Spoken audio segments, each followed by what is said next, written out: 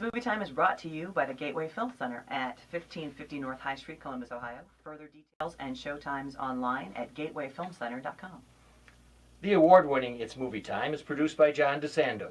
Listen to the shows and read reviews online at WCBE.org. I'm John DeSando. I'm Hope Madden. And this is It's Movie Time. Now, Hope, I've seen a couple of good movies lately. For instance, the Grand Budapest Hotel, which I'm reviewing next week. The movie was very good, and Anka and Three Golden Rules. Ooh, I didn't see that one. Well, of course, it's at the Cleveland International Film Festival. Nice. And the director, Babar Ahmed. Oh, I have that screener. He's local. I do. Oh, very good. And it's a beautiful little movie. Reminds you a Good. little bit of Beasts of the Southern Wild Nice. without all of the catastrophe. Anyway, that's at the Cleveland Film Festival next week. But right now, the best I can come up with is Need for Speed. Do you think we need, at this time, Need for Speed? Why no? I do not. But they've got to show something. You know, Paul Walker obviously does not star No. in this. And we have a young man from Breaking Bad. Yep. And Aaron Paul. Right. And so as a movie, what do you think? I mean, our audience is going to want to know, should we go see Need for Speed or what?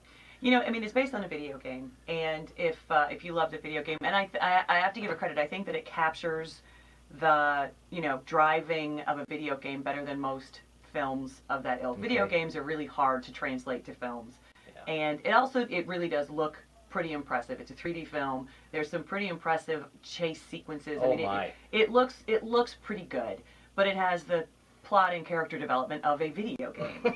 It does, which means very little characterization. Oh, yeah. You've got a couple of very impressive visual scenes. Yeah, yeah. One of them has one of these muscle cars, or I don't know if they call them formula cars or what, spinning in the air. Mm-hmm. It looks real. In fact, there's very little CGI in this film, which is its real virtue, I Right. believe. No, I think you're right. I mean, and they slow-mo it in the air, and it's a rather beautiful visage. And going through the streets of Detroit is interesting. Yeah. Whether I think somebody commented, why are they going? They're going across the country and they go into the streets I know. of Detroit. I know. How exactly could that possibly be en route? Or I mean, are you coming from Canada?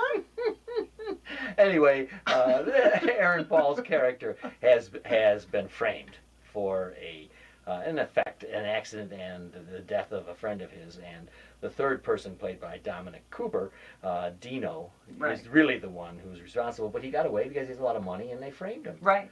And so this, after a couple of years in jail, I love how you spend a couple of years in jail, it doesn't seem to affect you much. No, not at all. I mean, what are these kids seeing this and saying?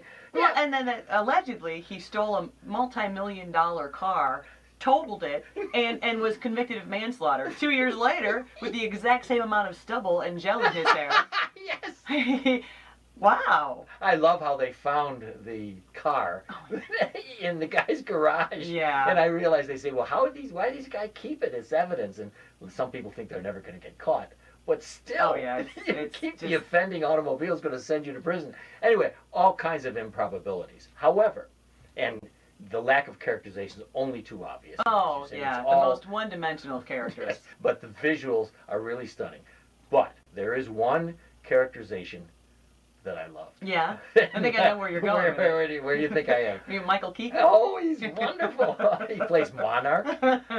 He's like the impresario. He plays the hip radio guy. I don't know why you have a soft spot for him in this movie. I know, right? Gosh, does he stand out? Well, he's hidden somewhere broadcasting. I think actually putting together these De Leon, I think. Yes, these races. These special races that you have to get invited to, kind of like that jam session that Eric Clapton puts on every year. Only guitar players who magically get the invite get to come. And so yeah, our hero is trying to impress him enough to get the invite so that he can beat Dino in the race and then avenge the death of Pete. Yeah. And it's funny because the movie is just like the cover songs that they play, and it's completely lifeless, really, until Michael Keaton makes an appearance about probably halfway through the film. Right. In fact, there's an awful lot of backstory Yeah. on this before you get to the race. So, but within it, there are races within races. So if you care about this kind of thing, if you love these muscle cars, and I have to admit, they are impressive. I mean, Yeah, you and toss loud. around, yeah, and you toss around Lamborghinis as if they were like little Ford Escorts. Right. And you've got this, clearly this car apparently being made by Shelby, who was the great creator of automobiles before he died. This Ford Shelby, this kind of collaboration, and so there's something mythical about all of this, and they're all really kind of in awe Sure. of this automobile as it comes. So it's kind of neat if you're into that. But please don't think that Vin Diesel is going to show up here. Well, at that's all. the thing. The movie is very much because it's you know, it's a Fast and the Furious movie crossed with the Cannonball Run. Yes, you know, that's right. minus the roids, mustaches, and humor. That's right. I think one person was commenting that these guys are all kind of little guys. This guy Aaron Paul's a little guy, and his buddies are little. And the three of them might make one Diesel. You know? But it's so cute in its own way, but it's so infantile in so many ways. Oh, so you know what I thought was actually a little bit offensive at the very beginning of the film. They all go to a drive-in to prepare for this first street race, and they're showing Steve McQueen's Bullet, Yes. which is almost like begs the comparison. Those are big shoes to fill Right, if you're right. doing a car movie, and I'm not sure they got filled. And it's pretty clear that they do a great job of sexism here. I mean, they do all the tropes about women as drivers, women as objects. Oh, yeah. I mean, it's pretty blatant. It And is. yet at the same time, I don't know, I'm kind of snickering and laughing because I think they must be making fun of our culture, right? Yeah, I mean, it's funny because it's actually a pretty wholesome film, really. That's true. And I think, Scott Waugh, the only other film I'm aware of that he directed was that Act of Valor, which Yes. is a very different film, but this film had that same flat earnestness about it. Well, I mean, good point. Act of Valor is supposedly a realistic film because they were all real SEALs. Right, but And- not real actors. But not real actors. No. Yeah. And this one, without the CGI, has a sense of realism. It about does. Even though, everything's sped up and we know all the tricks that they use, but basically you're seeing the stuff happening there. And I think, again, as I said before, I think that's a real virtue of this film, if I'm going to be able to find virtue. No, I agree with you. It gave it just a throwback feel. To me, it did.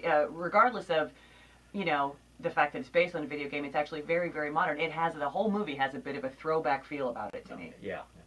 Now, Hope, it's our job to award a grade to this film. I am so intrigued by what you might, as a woman involved in publishing, education, and so on, you do have an idea of what grading means. I do.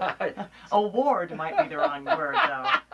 I'm gonna have to go with a D. I mean, Good for you. so many times in the movie I just went, ugh, and that's never a good sign. Yeah, and I'm going to award it a C minus just to be different from you. I could as easily have awarded it a D. At this time of year, and I mention this each week until May, there's very little to select from. It's true. So if you want to go to the movies and relax and in a mindless way, Mm-hmm. and if you have some idea of our fascination with automobiles amped up to the nth degree in this Then film. the scenery too looks pretty great. Yeah, that it whole does. sequence in the desert. that Oh, was wonderful, gorgeous. wonderful, Gorgeous. yes. All right, I can't wait. The Grand Budapest Hotel. I'm excited to hear it. I wonder why.